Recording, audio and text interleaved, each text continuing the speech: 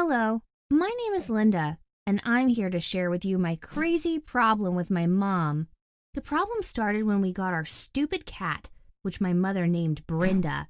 Naming the cat a similar name to mine seemed funny at first, but later on, it started to make much more sense, because that cat was just like another daughter to her, and it's when the name similarity stopped being funny. Brenda became an inseparable part of our family. I was 12 years old, and I really enjoyed having a pet cat. But then I started to notice that there was a competition going on between me and that cat. Funnily enough, I had to compete with a cat to win my mother's attention. Brenda was all over my mother since day one. She would hurry up to her whenever my mom called out her name, and Brenda always sought her attention whenever she felt like it. Well, I was left out, and no one bothered to interact with me. Whenever our relatives and friends came over to visit, my mom would go on and on about Brenda and what Brenda did and how cute Brenda is, and she never stops talking about that cat. All of that would happen while the cat was sitting in her lap, and I'm serving them drinks. With time passing, things became even more extreme. My mother stopped expressing her love to me in any way, shape, or form possible. All I kept hearing was how my mother sweet talks to that ugly, annoying cat. She called her sweetheart, honey, dear, and never missed a chance to tell Brenda how much she loved her. On top of that, every time I went to talk to my mom about anything, she would dismiss me and say that she's busy with the cat. Whenever I wanted to go out with my mom, she preferred to stay home with Brenda, and if we did go out, Brenda would always join us too. I couldn't help but feel so jealous. I was losing this battle against that cat, and I was helpless. At that point, I have tried every possible way to regain my mother's attention. I got her gifts, made her pancakes, and did my bed every morning, which she didn't even notice. Until one day, I decided that this situation should not carry on like that, and I had to take matters into my own hands. This cat does not belong in my family anymore, and she should disappear. I knew my mother would probably miss her a lot, but soon enough, she'll get over that cat, and she'll start loving me again and giving me all the attention I need. So, I set up a plan. I had to wait until my mother went to visit my sick grandma, grab that cat, and drop her off somewhere far away. That was the only possible time I could do it, because my grandma was old and allergic to cats, so Brenda had to stay home. My plan was ready, and I waited for my mother to visit Grandma. As soon as she did, I picked the cat and took the bus to a random place. I just got on the bus and waited for as long as I could before I got off. We reached a place which seemed like a park near a forest that was full of trees, and it seemed just perfect to leave the cat here. So I put Brenda on the ground and said, "Shoo, shoo, Brenda, go away! I never want to see your face again." Watching her walk away felt so satisfying. It almost felt like she was walking away with all my problems with her. By then, it was time for me to go back home, as it was getting dark and my phone's battery died. I didn't know where I was, but I knew for sure that taking the bus from the opposite direction street would be the right thing to do, and I would if I would easily figure out which stop to get off. On the bus, I was looking out the window and was having a hard time recognizing any of the streets. An hour passed, and I still wasn't able to identify my location, and it was when I started to freak out. Ironically, I wanted Brenda to get lost, but I ended up getting myself lost in the city.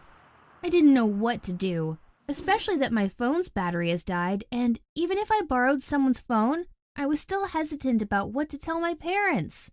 I obviously couldn't tell them that I purposely made Brenda disappear, and every excuse I thought of sounded like a lie. Therefore, I had to find my own way home no matter what. So, I walked around the streets and kept asking people which way to go, and after 2 long hours, I managed to reach home safely. On my way, I wondered whether my mom had noticed my absence, since Brenda was gone too. I walked into the house, and as soon as I stepped in, I saw my mom and dad looking nervous and worried while sitting in the living room and making phone calls. When my mom saw me, she burst into tears and started asking me where I have been. My parents then told me that they were very worried about me.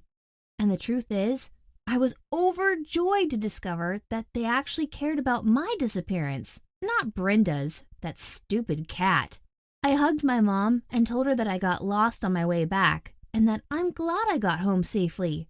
I then looked at her and asked, "How come you noticed I disappeared even though Brenda is not here?" My mom looked very confused and asked me what I am talking about.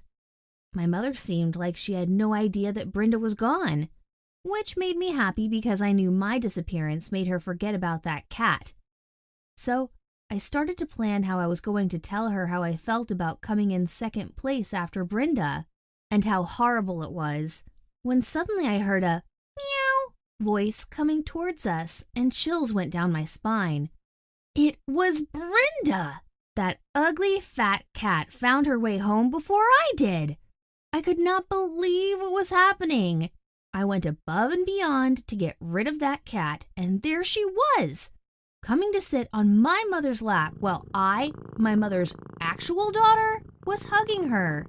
Ugh! What is wrong with that attention-thirsty cat? Can't she just find her own cat family? I was fuming with anger and my face turned red and blue. My father asked, "Linda, are you okay, dear?" I looked at him and I screamed, No, I'm not okay. I hate that cat and I want it out of our house now. You have to choose between me and Brenda." And that's the last thing I said before I ran up to my room crying.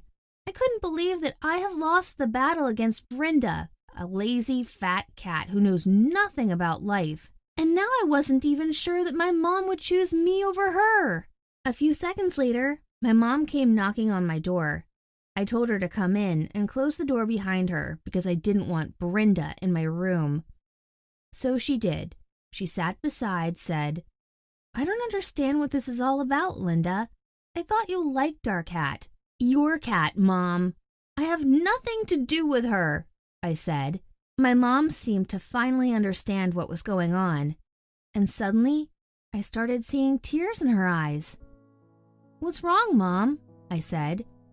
"I can't believe that I made you feel like you were getting less attention than Brenda. I didn't mean for that to happen, and I never actually noticed my behavior until now," my mom said. At that moment, I could see how sorry my mother was, and I couldn't stay mad at her anymore. So I wrapped my arms around her and gave her a big hug and told her that I loved her.